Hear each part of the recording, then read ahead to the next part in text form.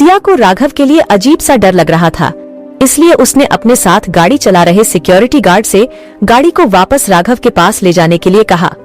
सिया की बात मानकर वो सिक्योरिटी गार्ड वापस मुड़ा और जहां राघव अपने बाकी सभी सिक्योरिटी गार्ड्स के साथ गया था वही जाने लगा। इधर नेहा गुस्से में अपने कमरे की चीजों को इधर उधर फेंक कर तोड़ रही थी।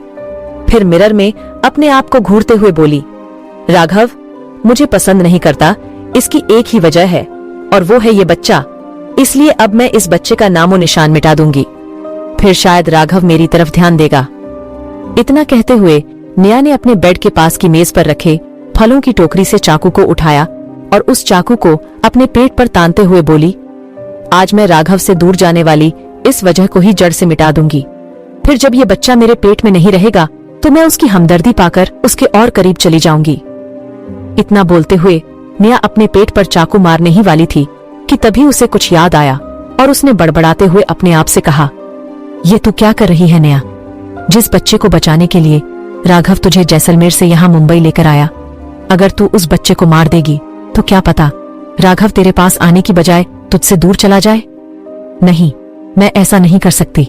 मैं किसी भी कीमत पर राघव को अपने आप से दूर नहीं जाने दे सकती। फिर नेहा ने उस चाकू को शीशे पर फेंक कर मारा और गुस्से में चिल्लाते हुए बोली, लेकिन जब तक वो चुड़ैल राघव की जिंदगी में रहेगी मुझे राघव के करीब कभी नहीं आने देगी, क्योंकि जब तक वो राघव के पास रहेगी राघव सिया सिया का रट लगाता रहेगा और मेरी तरफ देखेगा भी नहीं।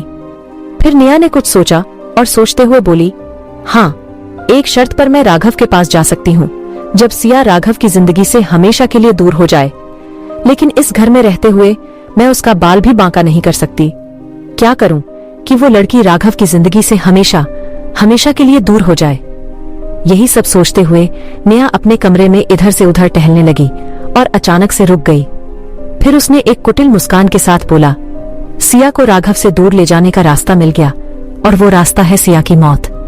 जब तक सिया जिंदा है राघव उसे अपने से दूर कभी नहीं जाने देगा और जब तक वो राघव की जिंदगी से दूर नहीं जाएगी तब तक राघव मेरा कभी नहीं हो पाएगा।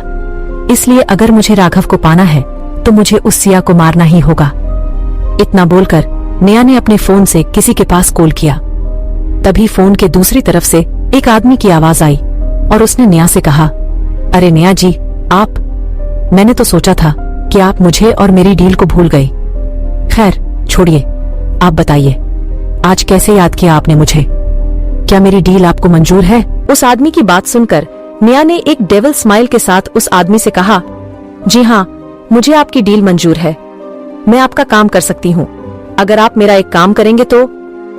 नेहा की बात सुनते ही फोन के दूसरी तरफ से उस आदमी ने हंसते हुए कहा, हाँ तो बताइए ना नेहा जी, मुझे आपका ऐसा कौन सा काम करना पड़ेगा जिसके बदले आप मेरा काम करेंगी? तभी नेहा ने गुस्से में उस आदमी से कहा, मर्डर। तुम्हें मेरे लिए किसी का मर्डर करना होगा। अगर मंजूर है तो बोलो, मैं तुम्हारा काम करने के लिए तैयार हूँ, और अगर तुम्हें मंजूर नहीं है तो फिर अपनी डील भूल जाओ। तभी फोन के दूसरी तरफ से उस आदमी ने कहा, अरे ये क्या नेहा जी, अभी तो मैंने कुछ कहा भी नहीं और आप तो अभी से गुस्सा हो गई। अच्छा ठीक है, आप बताइए किसका मर्डर करना है, आपका काम हो जाएगा। वैसे कौन है आपका जानी दुश्मन?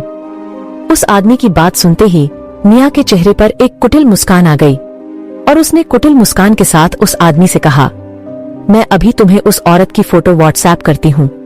वैसे उसका नाम है मिसेस सिया राघव सिंघानिया। सिया राघव सिंघानिया नाम सुनते ही उस आदमी ने झट से कहा, अरे मैडम, ये आप क्या कह रही हैं?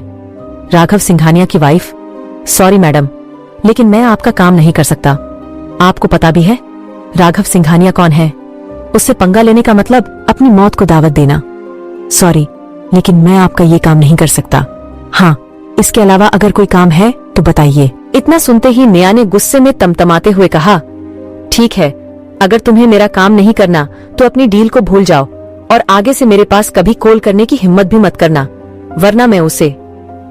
नेहा आगे कुछ बोलती उससे पहले उस आदमी ने कहा, अरे नेहा जी, फोन मत काटिए। देखिए, मैं तो बस इतना कह रहा था कि राघव सिंघानिया से दुश्मनी लेना मतलब अपने पैर पर कुल्हाड़ी मारना है, लेकिन क्या करे, ये डील मेरे लिए बहुत जरूरी है। फिर इसके लिए मुझे राघव सिंघानिया की दुश्मनी भी मंजूर है। आप चिंता मत कीजिए, बस मुझे उस लड़की की फोटो भेज दीजिए। उस आदमी की बात सुनते ही नेहा ने एक मुस्कान के साथ फोन काट दिया और दीवार पर लगी सिया की तस्वीर से अपने फोन में फोटो खींचने के लिए जैसे ही उसने पीछे मुड़कर देखा तो उसके पीछे दादी खड़ी थी। दादी को अपने सामने देखकर नेहा के होश उड़ गए। डर के मारे उसका चेहरा सफेद पड़ गया। तभी दादी ने नेहा के पास आते हुए उसके चेहरे पर एक जोरदार चांटा जड़ दिया और गुस्से में लाल पीली होते हुए बोली, अच्छा तो तू मेरी बहू को मारना चाहती है? तू उसे मारने के लिए आई थी यहाँ? वाह रे एहसान फरामोश लड़की, मेरी बहू तेरे बच्चे को बचाने के लिए किसी से भी दुश्मनी लेने को तैयार है और तू उसी की जान लेना चाहती है। कैसी लड़की है रे तू, जिस लड़की ने तेरे लिए अपनी जान दांव पर लगा दी थी, तू उसी के पति को पाने के लिए उसे मारना चाहती है। इतना कहकर दादी ने उसका फोन छीनकर जमीन पर दे मारा और चिल्लाते हुए बोली, खबरदार, अगर मेरी बहू को कुछ किया तो, वरना इस घर में रहना तो दूर, तू इस घर की तरफ देख भी नहीं पाएगी। और हाँ, एक और बात, जिस राघव के तू सपने देख रही है ना, अगर उस राघव को पता चल गया कि तू उसकी सिया की जान लेना चाहती है तो वो तेरे साथ साथ तेरे बच्चे को भी धक्के मारकर निकाल देगा। तभी नेहा ने दादी का हाथ पकड़ा और उनके हाथ को अपने हाथों में लेते हुए बोली, नहीं दादी, ऐसा कुछ नहीं होगा। राघव मुझे पसंद करता है, वो मुझे कभी घर से नहीं निकालेगा। और आपको पता है ना, वो सिया राघव से प्यार नहीं करती। वैसे भी सिया तो आपको पसंद भी नहीं है ना। मैं आपसे वादा करती हूँ दादी, मैं राघव का बहुत अच्छे से ख्याल रखूंगी। उसके लिए वो सब करूंगी जो आज तक सिया नहीं कर पाई। नेहा की बात सुनते ही दादी ने अपने हाथों को नेहा के हाथों से छुड़ाया और चिल्लाते हुए बोली, अच्छा तो तू राघव के लिए वो सब करेगी जो सिया ने किया। चल ठीक है, तू सिया की तरह बनना चाहती है ना, तो फिर ठीक है, तू इस घर से चली जा और वापस कभी लौट कर मत आना, क्योंकि तू किसी और के बच्चे की माँ बनने वाली है। इसलिए मैं तेरी वजह से समाज में अपने पोते की बदनामी नहीं होने दे सकती। अब बता, क्या तू राघव के लिए इस घर से जा सकती है? तभी नेहा ने गुस्से में कहा, अरे अजीब बात कर रही है दादी, आप, मैं राघव से प्यार करती हूँ और आप मुझे उसी से दूर जाने के लिए कह रही हैं। मैं उससे दूर नहीं जा सकती हूँ। इतना सुनते ही दादी ने मुस्कुराते हुए नेहा की बात काटते हुए कहा, मुझे पता था तू ये नहीं कर पाएगी। अरे तू तो क्या कोई भी लड़की ये नहीं कर पाएगी? सिर्फ अपने प्यार की इज्जत बचाने की खातिर, उसे दुनिया वालों की नजरों में सम्मानित करने की खातिर अपने प्यार को छोड़ना सबके बस की बात नहीं है। ये काम तो सिर्फ और सिर्फ सिया ही कर सकती है। तभी नेहा ने वहां रखे गुलदस्ते को फर्श पर दे मारा और उसे तोड़ते हुए चिल्लाकर बोली, बस कीजिए दादी, जिसे देखो वो यहाँ पर सिया सिया ही करता रहता है। अरे ऐसा क्या है उस लड़की में जो मुझ में नहीं है? ना वो मुझसे ज्यादा खूबसूरत है और ना ही वो मेरे जितना राघव से प्यार करती है। मैं राघव से बहुत प्यार करती हूँ, इतना कि उसके लिए कुछ भी कर सकती हूँ, कुछ भी।